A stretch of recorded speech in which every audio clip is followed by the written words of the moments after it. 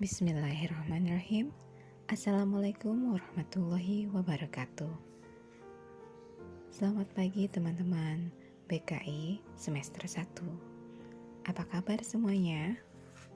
Mudah-mudahan teman-teman dalam keadaan sehat walafiat, sudah sarapan, dan siap menerima sharing ilmu dari saya.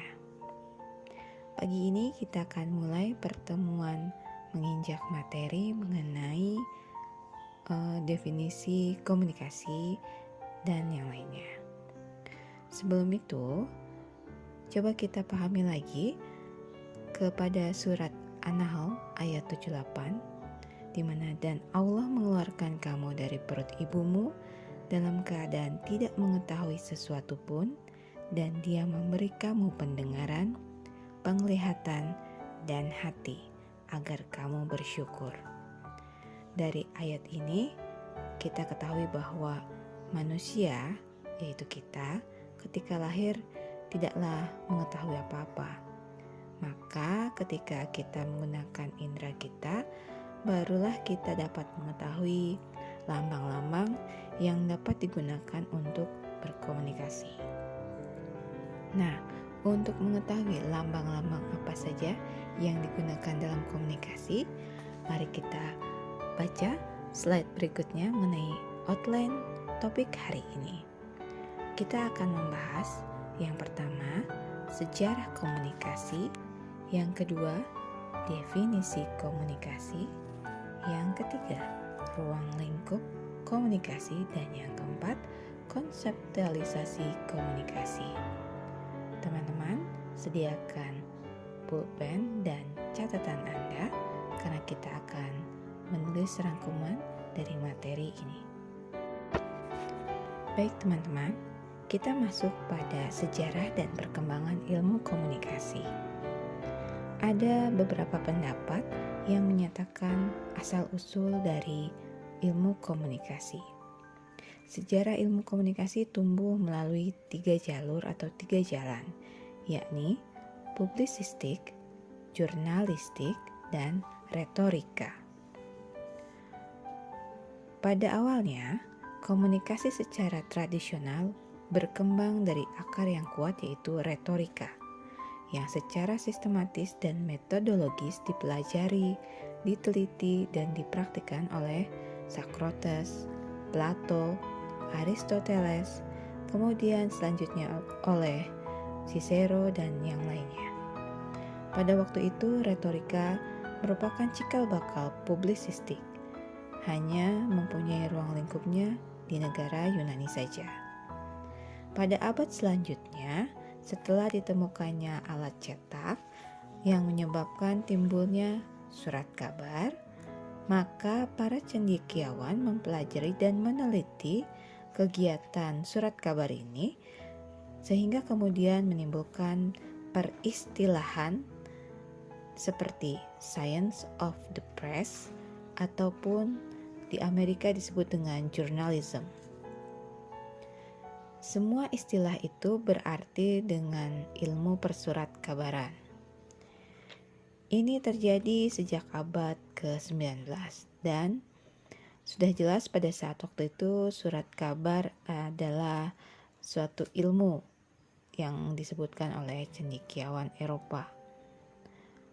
Adapun cendekiawan Eropa yang menganggap surat kabar sebagai ilmu adalah De Volder, Karl de Ester, Kurt Buskert, dan Martin Skinner. Sementara itu, ilmu persurat kabaran di Amerika Serikat dikenal dengan ilmu komunikasi. Ada pendapat yang mengatakan kalau ilmu komunikasi juga datang dari tahap lain, yaitu dari tahap speech communication, atau di Indonesia kita kenal dengan retorika. Tadi kita sudah bahas ya, kalau tokoh retorika yang terkenal itu salah satunya adalah Aristoteles, yang mendefinisikan retorika sebagai semua cara persuasi melalui etos, patos, dan logos. Kita kembali pada perjalanan selanjutnya, ilmu komunikasi, yang kita telusuri dari arah journalism. dari masa Benjamin Franklin, Robert Lee, Harold D. Laswell, dan Wilbur Scrap. Baik teman-teman, kita akan bahas satu persatu. Yang pertama, masa Benjamin Franklin. Pada masa ini, jurnalisme dianggap sebagai seni antara tahun 1700 sampai dengan tahun 1870. Pada masa ini, jurnalistik, baik di Eropa maupun Amerika, dipelajari dalam sistem magang. Benjamin Franklin memulai karirnya sebagai magang di percetakan kakaknya di Boston. Kemudian dia meningkatkan keahliannya di House of Custom di London. Keahlian menulisnya pada pendidikan liberal arts di universitas swasta membawa dia menjadi peneliti jurnalistik dan dokumentasi. Namun hal ini kurang sistematis dan tidak ilmiah. Pendeknya, pada masa ini, jurnalistik adalah studi tentang surat kabar. Berikutnya, kita masuk kepada masa Robert Lee. Pada masa ini, jurnalisme sebagai ilmu sosial di antara tahun 1870 sampai dengan 1930. Pada masa ini, jurnalistik mulai diajarkan secara formal di universitas-universitas. Robert Lee sendiri merintis pendidikan jurnalistik di Washington College. Berangsur-angsurnya jurnalistik berkembang sebagai disiplin ilmu sendiri, sehingga pada tahun 1930-an, jurnalistik bukan lagi humaniora seperti sebelumnya. Sehingga pada tahun-tahun berikutnya program doktor di Universitas Wisconsin mengeluarkan doktor-doktor yang menjadi tokoh-tokoh jurnalistik di kemudian hari seperti Casey, Siebert, dan Navisiger. Kemudian kita masuk pada masa Harold D. Laswell, di mana jurnalisme menjadi komunikasi massa antara tahun 1930 sampai 1950. Pada masa ini adalah masa Perang Dunia yang mempengaruhi suasana di dunia. Efek propaganda menarik perhatian Laswell, seorang sarjana ilmu politik. Ia kemudian menyusun disertasinya tentang taktik pengaruh besar terhadap pembentukan pendapat dan sikap publik. Sumbangan yang paling besar ilmu komunikasi ialah metodologi. Laswell untuk yang pertama kali menggunakan metode analisis isi untuk penelitian media. Analisisnya tentang struktur dan fungsi komunikasi dalam masyarakat merintis jalan untuk penelitian-penelitian komunikasi selanjutnya. Pada masa ini, Perang Dunia mempengaruhi massa melalui jurnalisme, tetapi ternyata jurnalisme itu hanya mempelajari dan meneliti hal-hal yang bersangkutan dengan jurnalistik semata-mata.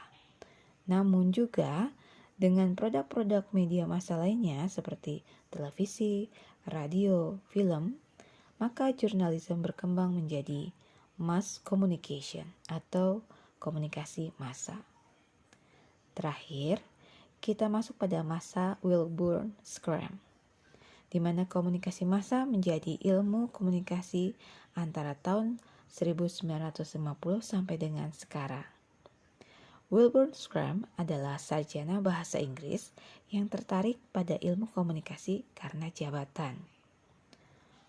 Mula-mula ia diserahi tugas untuk membenahi Departemen Komunikasi Massa di Universitas Iowa. Kemudian ia memimpin penelitian komunikasi di Stanford dan akhirnya di East West Center.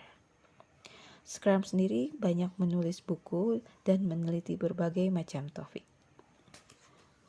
Scrap membawa komunikasi massa dengan sumbangan berbagai ilmu disiplin ilmu komunikasi yang luas.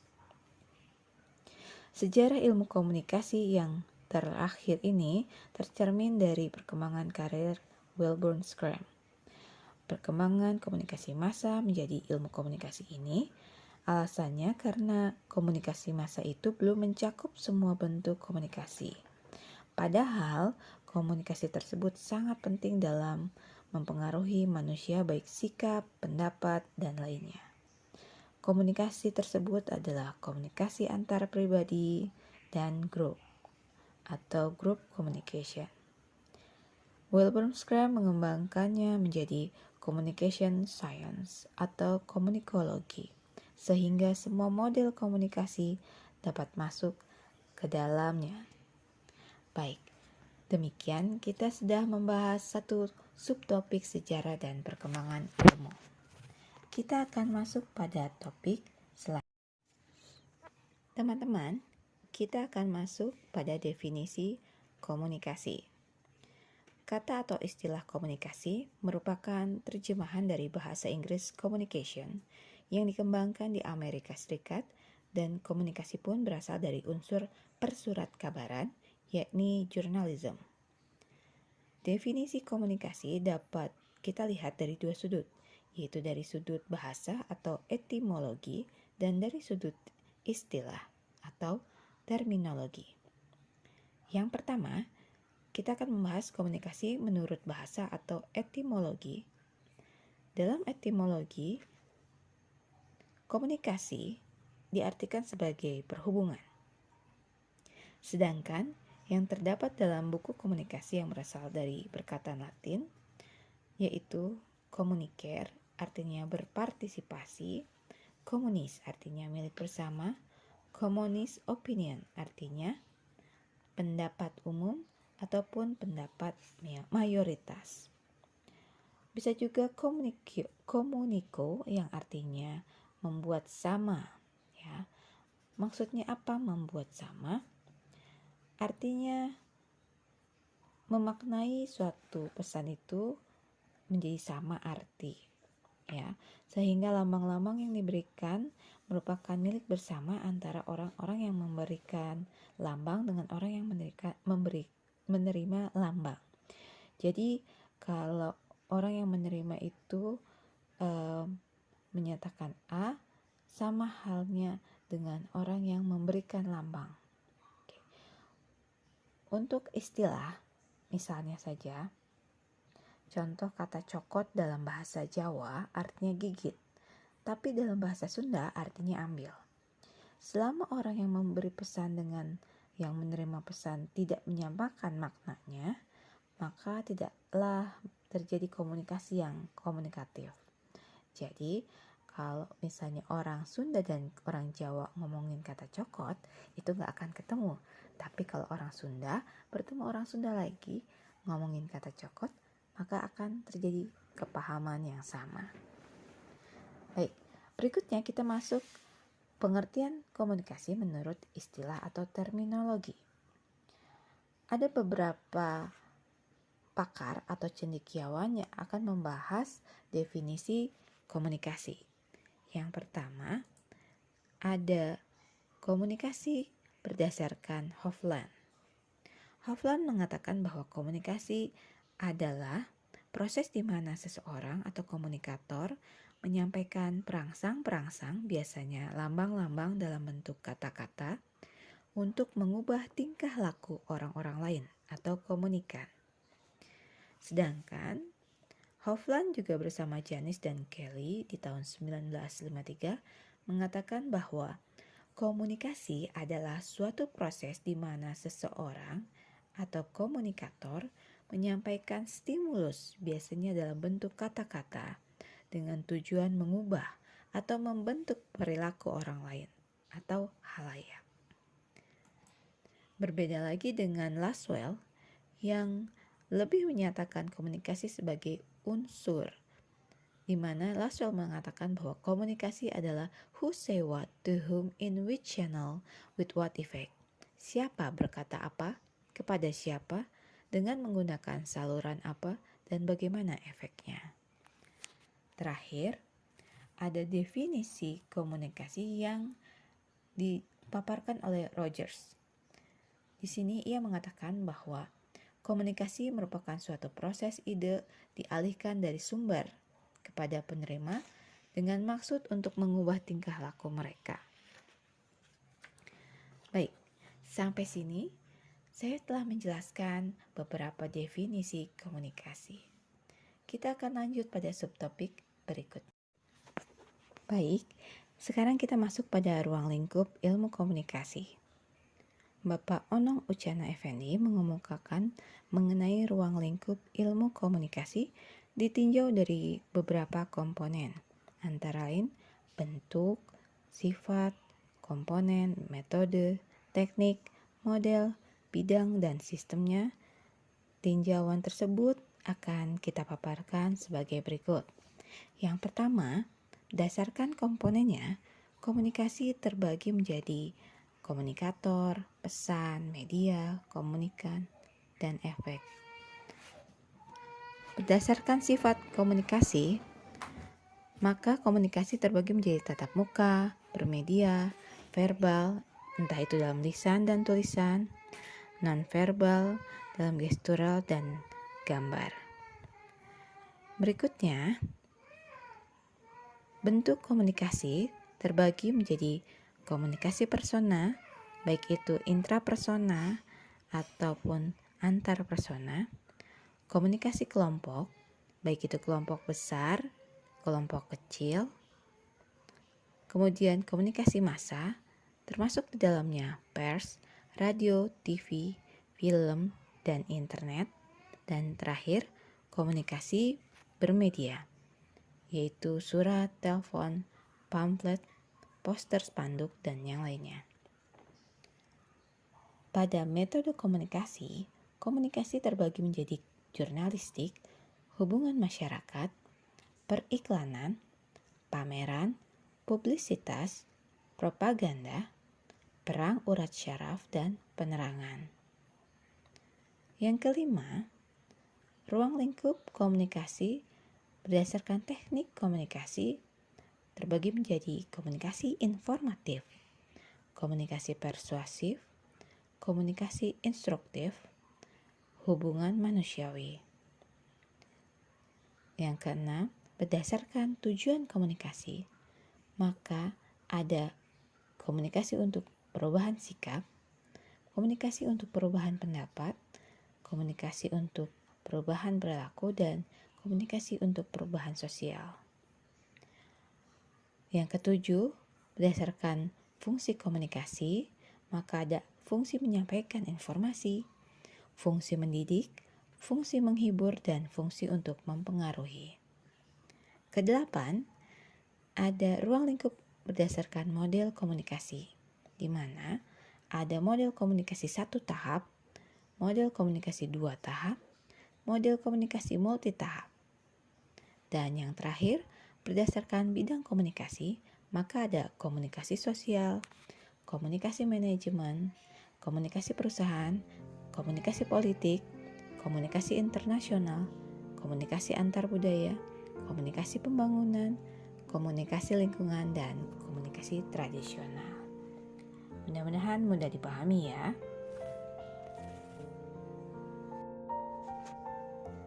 Berikutnya kita masuk pada konseptualisasi komunikasi. Konseptualisasi komunikasi adalah kerangka pemahaman mengenai komunikasi.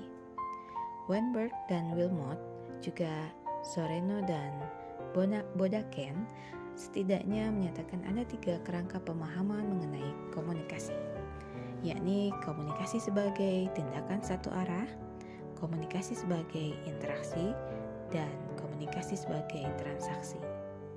Kita masuk pada komunikasi sebagai tindakan satu arah. Komunikasi sebagai tindakan satu arah, di mana pemahaman komunikasi sebagai proses searah sebenarnya kurang sesuai bila diterapkan dalam komunikasi tatap muka.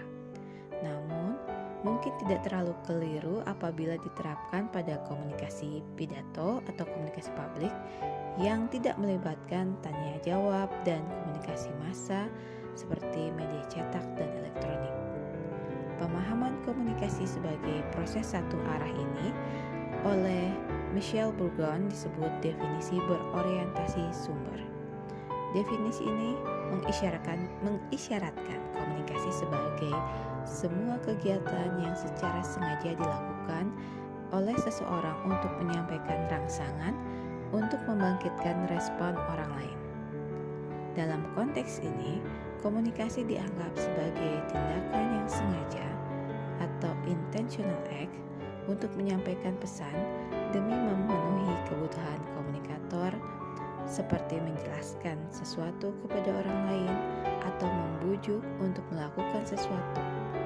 Pendek kata, konseptualisasi komunikasi sebagai tindakan satu arah menyoroti penyampaian pesan yang efektif dan mengisyaratkan bahwa semua kegiatan komunikasi bersifat instrumental dan persuasif. Berikutnya, komunikasi sebagai interaksi. Konseptualisasi kedua yang sering diterapkan dalam komunikasi adalah interaksi. Dalam arti sempit, interaksi berarti saling mempengaruhi. Pandangan komunikasi sebagai interaksi menyetarakan komunikasi dengan proses sebab akibat atau aksi reaksi yang arahnya bergantian. Komunikasi sebagai interaksi dipandang sebagai sesuatu yang lebih dinamis dibandingkan komunikasi satu arah. Namun, pandangan kedua ini masih membedakan para peserta sebagai pengirim dan penerima pesan. Karena itu, masih berorientasi sumber. Meskipun kedua peran tersebut dianggap bergantian, tapi pada dasarnya proses interaksi yang berlangsung juga masih bersifat mekanis atau statis. Salah satu unsur yang dapat ditambahkan dalam konseptualisasi yang kedua ini adalah umpan balik. Umpan balik adalah apa yang disampaikan penerima pesan kepada sumber pesan yang sekaligus digunakan sumber pesan sebagai petunjuk mengenai efektivitas pesan yang ia sampaikan sebelumnya. Tidak semua respon penerima adalah umpan balik. Suatu pesan dianggap umpan balik apabila hal ini merupakan respon terhadap pesan pengirim dan apabila mempengaruhi perilaku selanjutnya dari pengirim. Umpan balik itu juga tidak harus disengaja. Terakhir kita sampai pada komunikasi sebagai transaksi. Komunikasi sebagai transaksi bersifat intersubjektif, yang dalam bahasa Rosengren disebut sebagai komunikasi penuh manusia. Penafsiran kita atas perilaku verbal dan nonverbal orang lain yang kita kemukakan kepadanya juga akan mengubah penafsiran orang lain atas pesan-pesan kita, sehingga mengubah kita atas penafsiran kita dan begitu juga seterusnya. Kelebihan konseptualisasi komunikasi sebagai transaksi adalah bahwa komunikasi tersebut tidak membatasi kita pada komunikasi yang disengaja atau respon yang dapat diamati. Artinya, komunikasi terjadi apakah para pelakunya sengaja atau tidak, dan meskipun menghasilkan respon yang tidak dapat diamati.